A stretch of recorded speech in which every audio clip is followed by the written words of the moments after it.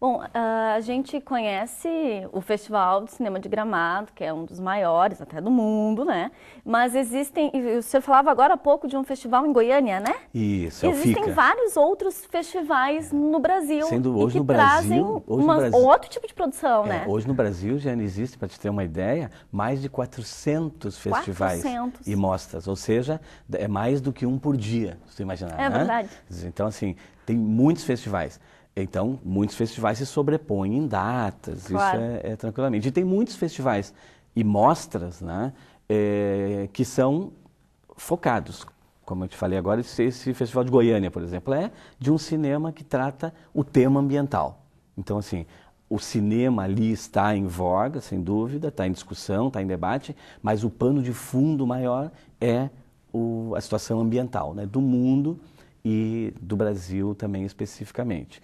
E outros festivais aí são mais amplos, como o caso de Gramado, que tu citaste, né, um dos festivais mais tradicionais, chega esse ano a sua 42ª edição, agora de 8 a 16 de O agosto. senhor está com bastante trabalho, então, A gente agora. está, o nosso trio de curadores, né, com a saída, a morte do José Wilker, a gente trouxe uma argentina, a Eva, que é foi diretora do Instituto Nacional de Cinema Argentino, uma espécie de Embrafilme, assim, e com o Rubens Ewald a gente já se reuniu a primeira vez e estamos olhando individualmente os diferentes filmes e tal, para contemplar. Então a gente vai ver quase 200 longas-metragens para contemplar aquele universo de 6 ou 7 filmes brasileiros e 5 ou 6 filmes latinos, né?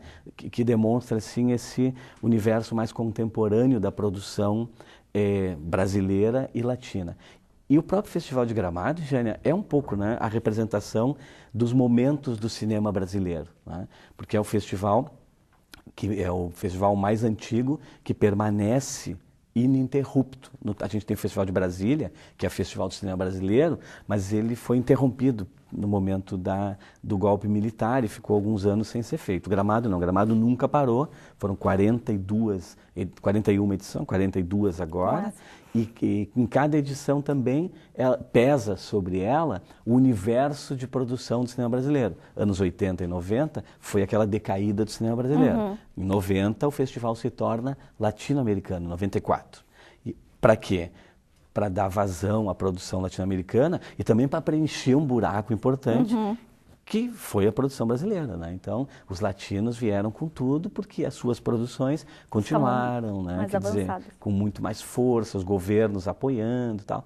Então, o festival também vai mostrando um pouco essa realidade a cada ano. O ano passado, então, como te comentei, aí vem produções como O Som ao Redor, que acabam mostrando um cinema contemporâneo, que é esse cinema feito em determinadas regiões do país, mas que é feito para o mundo, com uma linguagem global, com tecnologia de ponta, usada nos principais estúdios do mundo, uma produção jovem e que dialoga com esse universo até chegar ao Oscar, né? Então, Gramado também é lugar de lançamento dessa produção. E sem falar nos curtas-metragens também, que sempre mostram assim uma grande variedade de criatividade e também muitas vezes é um trampolim importante para o realizador que ainda não tem fôlego para fazer um longa-metragem e que consegue ali fazer um curta, sentir que ele tem talento, ganha prêmios, a crítica aponta, o público gosta,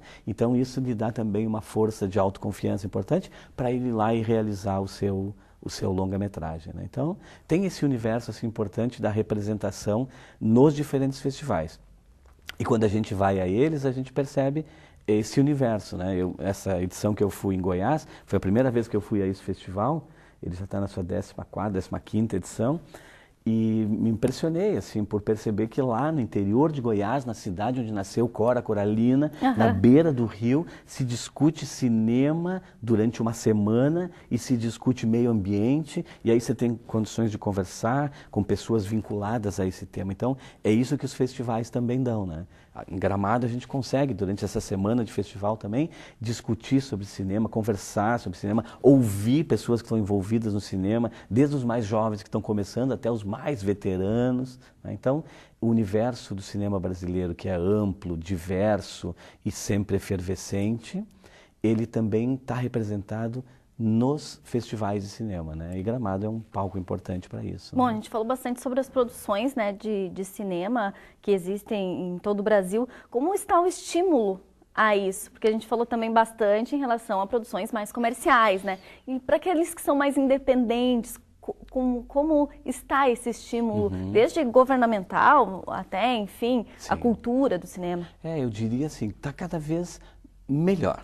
Agora, a gente vivendo assim, um universo de possibilidades de produções. Por um lado, a vontade de produzir e a liberdade de produção.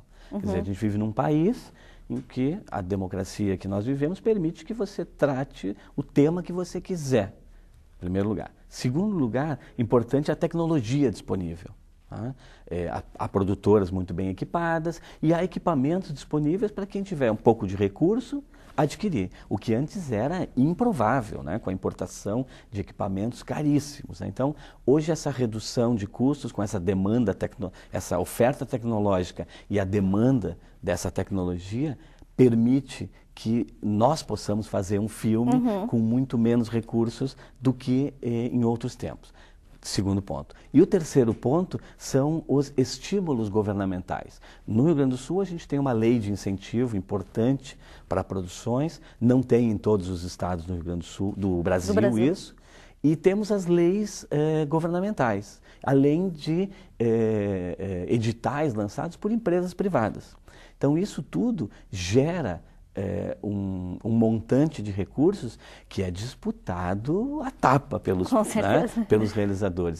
A gente que acompanha também as redes sociais, os produtores e tal, a gente festeja com eles quando eles conseguem recurso e chora quando eles não conseguem, porque nem sempre os mesmos ganham. Né? Isso é importante. Então, isso também denota uma certa transparência no processo. Né? Não, eu não vou fazer porque o fulano sempre ganha. Não, tem gente nova ganhando, porque quem ganha não é a pessoa, é o projeto dela. Então, isso na essência do trabalho é muito importante. Né? Se há desvios, se há problemáticas, bom, isso tem que ir sendo resolvido. Né? Mas há uma grana importante no país e ela tem gerado boas produções. Ontem mesmo recebi um e-mail da Casa de Cinema de Porto Alegre, festejando um edital que eles ganharam para um longa-metragem. Foram 3 filmes premiados, um deles é um da Casa de Cinema, da Ana Luísa Azevedo, querida, que vai começar já a produzir o seu filme. Né? Então, tem coisas boas por aí, porque nós temos criatividade, temos gente capacitada, temos talento, temos tecnologia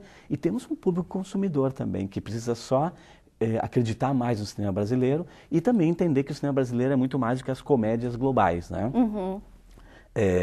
Eventualmente ali tem talento, tem inteligência também, mas em geral mais talento e mais inteligência passam à margem. Então é importante assim ficar atento. Graças a Deus mudou aquele momento em que a maioria das pessoas dizia: é filme bom ou é filme brasileiro? Né? Então, até hoje, pouco tempo existia esse exatamente. Então hoje, em geral, eu diria que o conceito começa a mudar. Porque ao ver Tropa de Elite, Cidade de Deus, Diário de Motocicleta, 360, do Fernando Meirelles, quer dizer, vários filmes brasileiros ou com realizadores brasileiros à frente, se percebe que o Brasil já não é um lugar em que se faz um cinema que não dialoga com o público, que não dialoga com o mercado e que não dialoga com a crítica. Ao contrário, tem filme muito bom produzido, em produção e para ser feito no país. Bom, professor, obrigada pela presença aqui na TV e que consumamos cinema, né? Exatamente. Obrigado a você. Bom, obrigada a você pela companhia, que a gente siga consumindo então esse cinema, produzindo esse cinema e você fique atento que com certeza aqui na TV Fevale a gente segue a falar dessa arte. Muito obrigada pela sua companhia, repito, sempre aqui no nosso programa você tem voz, mande uma sugestão de tema, tvfevale@fevale.br é o nosso e-mail, assista esse e outros programas da TV Fevale através do nosso canal no YouTube, youtube.com/tvfevale. Muito obrigada pela sua companhia, até semana que vem.